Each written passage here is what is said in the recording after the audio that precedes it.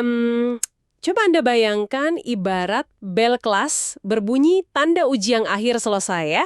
Anda berlari keluar kelas, terus merasa bebas mau ngapain aja tanpa aturan. Bebas tugas gitu ya? Nah ya, bebas tugas, bersih, dan tanpa beban. Tapi, pas kita melangkah ke perayaan Idul Fitri setelah sebulan penuh berpuasa, tiba-tiba analogi bebas tanpa aturan itu ternyata punya batas yang sangat tegas. Betul sekali. Kita kayak masuk ke sebuah lanskap perayaan di mana budaya murni dan aturan syariat itu seringkali bertabrakan langsung di ruang tamu kita sendiri. Makanya di penjelajahan mendalam kita hari ini, kita akan membedah buku fikih Lebaran karya Muhammad Abduh Twasikal. Ini sumber yang sangat komprehensif ya. Sangat komprehensif. Misi kita kali ini adalah membongkar panduan merayakan Idul Fitri. Kita akan menelusuri mulai dari akar kata Lebaran, sunah-sunah spesifik di pagi hari raya, tata cara sholat, sampai yang paling krusial nih. Yang sering jadi perdebatan budaya ya. Betul, mengupas tradisi budaya kontemporer yang ternyata di buku ini masuk kategori kemungkaran atau kekeliruan agama.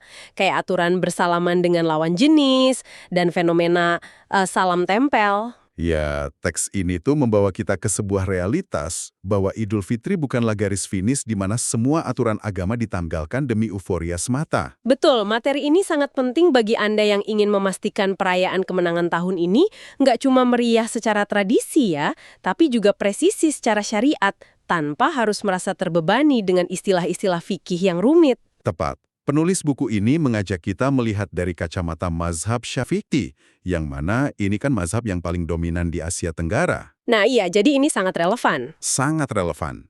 Bagaimana mengelola transisi dari bulan ibadah yang ketat menuju hari raya sosial tanpa mengorbankan kepatuhan spiritual kita. Merayakannya, kita harus menyamakan pemahaman tentang apa sebenarnya esensi dari perayaan ini. Karena banyak yang salah kaprah di sini. Iya kan?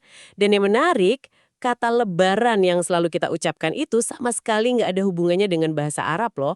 Buku ini mencatat bahwa kata itu berakar dari bahasa Jawa. Dari kata lebaran. Iya, nah iya, lebaran yang secara harfiah berarti sudahan atau penanda bahwa masa puasa tuh udah selesai. Tapi kalau secara terminologi syariat, teks ini kan menggunakan kata Idul Fitri. Oke, itu asalnya dari mana tuh? Itu berasal dari kata id yang bermakna pengulangan atau sesuatu yang kembali setiap tahun. Terus kata fitri yang berarti berbuka. Oh, jadi maknanya hari kembali berbuka ya? Betul sekali. Jadi makna esensialnya adalah hari di mana kita kembali berbuka. Kita diizinkan, bahkan diwajibkan untuk kembali makan dan minum. Nah, penulis juga memaparkan sebuah konteks sejarah yang sangat krusial di sini. Idul Fitri dan Idul Adha ini awalnya diperkenalkan untuk menggantikan 2 hari raya jahiliyah di Madinah. Nairus dan Mihrajan, betul? Iya, Nairus dan Mihrajan. Dulu 2 perayaan kuno itu murni cuma buat hura-hura aja, pesta pora tanpa aturan, lalu Islam datang dan menggantinya dengan perayaan yang memberikan 2 lapis kebahagiaan. Yang mana itu jauh lebih bermakna ya? Banget. Yaitu bahagia saat bisa berbuka di dunia dan bahagia saat kelak berjumpa dengan Allah membawa pahala puasa tersebut. Yang menarik di sini adalah transisi sejarah ini tuh menunjukkan sebuah mekanisme psikologis yang luar biasa dari Islam. Maksudnya gimana tuh? Ya, Islam itu kan nggak menghapus fitrah dasar manusia yang butuh hiburan, butuh makan enak, dan butuh ngumpul-ngumpul ya. Iya, kita kan makhluk sosial ya. Betul. Jadi alih-alih melarang selebrasi secara total, syariat itu malah menstrukturisasinya. Dari yang awalnya sekedar hura-hura kayak di hari Nairus, direkayasa jadi perayaan yang bernilai pahala. Ini ibarat merayakan kelulusan dari ujian fisik dan mental ya. Kayak ijazahnya itu adalah kebahagiaan pas kita bisa makan siang lagi, plus tabungan pahala di akhirat. Analogi yang sangat pas. Tapi saya jadi kepikiran nih dari sumber yang kita bedah. Apakah perayaan ini tuh murni selebrasi kemenangan manusiawi aja, atau esensinya masih berupa ibadah yang ketat sih? Nah, ini poin yang sangat penting. Penulis berargumen bahwa fondasi utamanya itu 100% ibadah. Wah, 100% ya? Iya. Kebahagiaan, pakai baju baru, makan-makan, itu semua adalah medium ibadahnya. Makanya di hari Idul Fitri, kita diharamkan untuk berpuasa kan? Oh iya, puasa di hari itu malah dosa ya? Betul. Itu dihitung maksiat. Mekanismenya ada pada konsep ketundukan. Jadi Anda makan hari ini bukan semata-mata karena Anda lapar, tapi karena Anda sedang diperintah untuk makan. Sebuah pergeseran paradigma yang fundamental banget ya. Anda makan karena taat. Nah, kalau mindsetnya adalah ketaatan, Berarti langkah fisik pertama kita di pagi hari raya juga harus selaras dengan panduan dong. Bukan sekedar siap-siap biasa. Tentu saja. Buku ini merinci sunnah-sunnah spesifik di pagi hari raya. Dimulai dari mandi sunnah Idul Fitri. Ini beda nggak sih sama mandi sholat Jumat? Ada bedanya.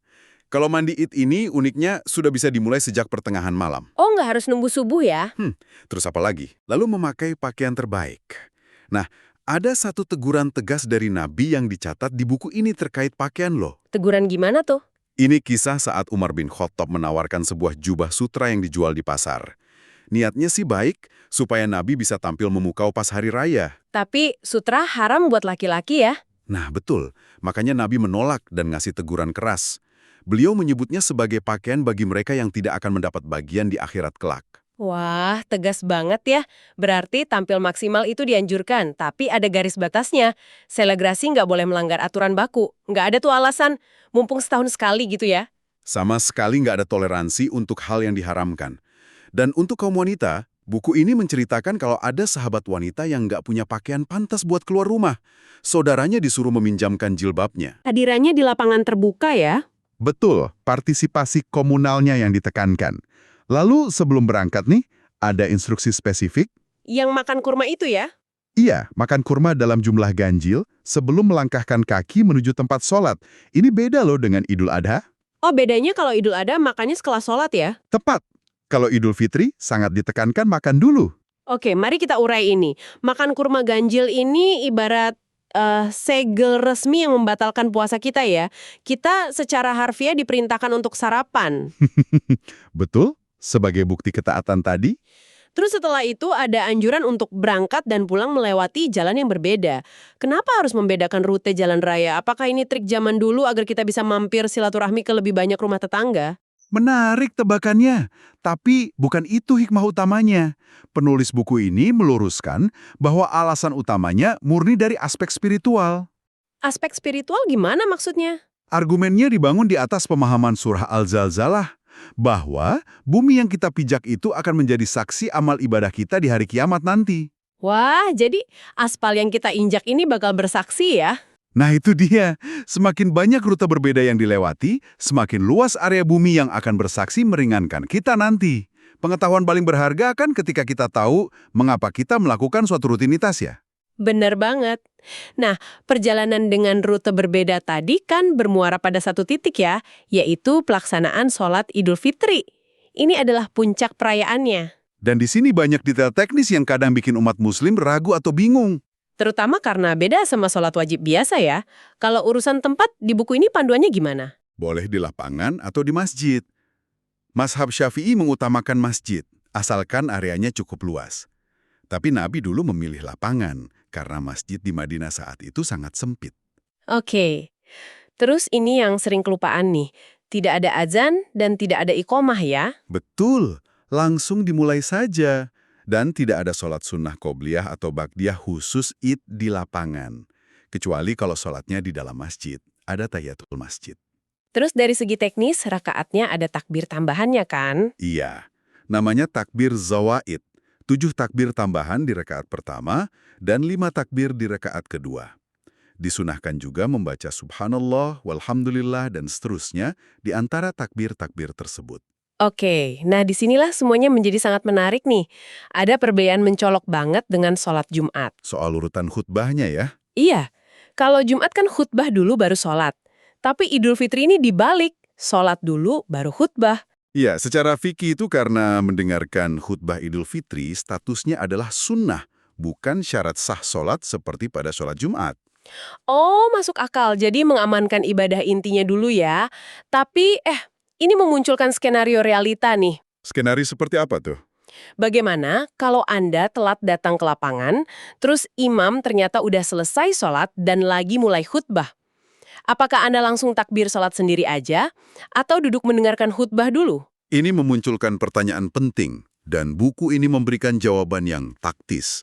Dengarkan khutbahnya dulu, supaya pahalanya tidak luput. Oh, jangan sholat dulu ya? Jangan. Dengarkan sampai selesai, baru laksanakan sholat Id sendiri setelah imam selesai, karena sholatnya tetap bisa dilakukan mandiri. Oke, nah setelah sholat dan khutbah selesai, euforia sosial pun dimulai.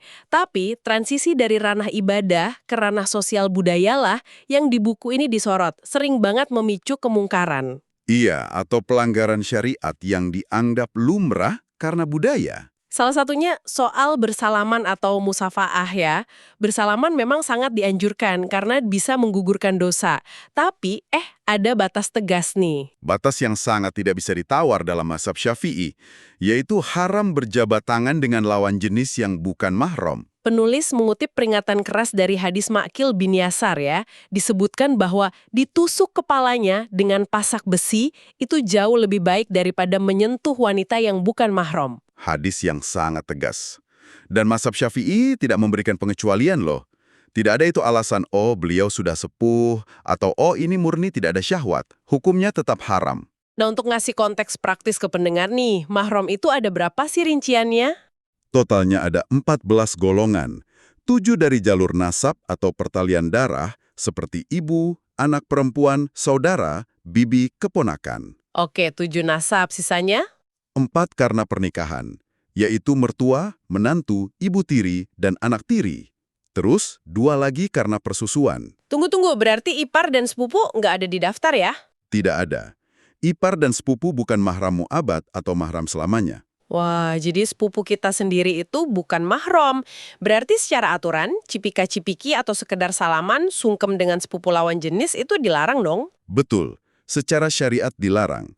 Hukumnya sama persis seperti menyentuh orang asing di jalan. Tapi kan, bukankah di momen lebaran niatnya murni persaudaraan dan saling memaafkan ya?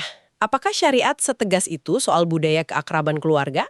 Niat baik itu tidak bisa membatalkan hukum syariat yang baku. Islam mengatur batasan ini justru sebagai bentuk proteksi jangka panjang. Proteksi dari apa nih? Konsep menutup pintu kerusakan.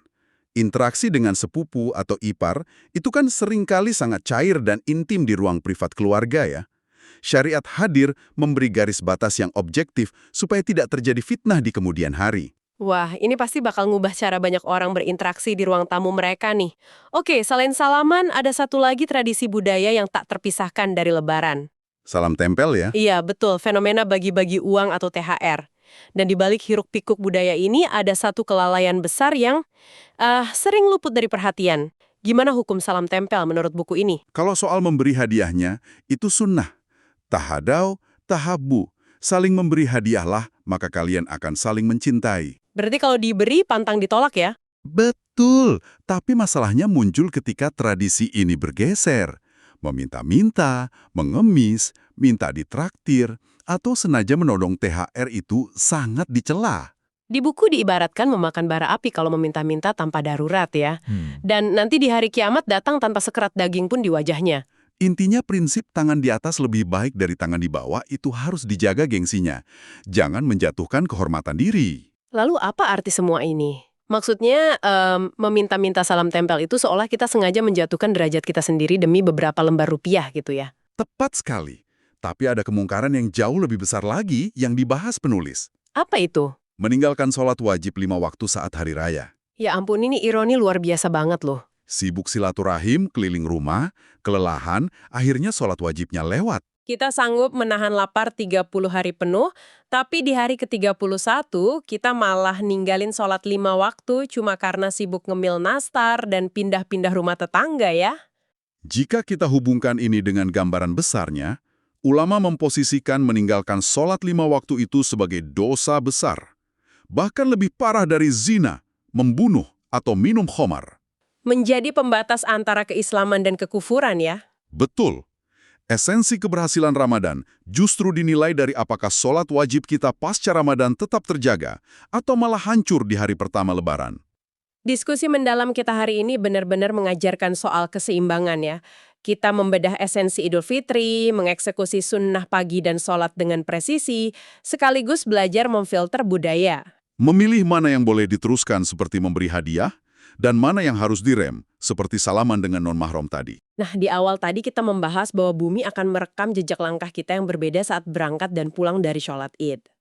Iya, sebagai saksi amal ya. Betul. Nah, saat Anda berjalan mengunjungi rumah-rumah kerabat Lebaran nanti, tanyakan pada diri Anda sendiri nih, jika bumi sedang mencatat setiap langkah kaki Anda di hari kemenangan ini, jejak spiritual macam apa sih yang sedang Anda tinggalkan? Sebuah perenungan yang sangat mendalam. Apakah kemenangan Anda hanya berlaku 24 jam saja, atau jejak ketaatan itu akan terus menggema hingga Ramadan tahun depan? Terima kasih banyak sudah ikut membedah sumber pengetahuan ini bersama kami. Mari kita rayakan Lebaran tahun ini dengan ilmu dan kebahagiaan sejati. Sampai jumpa!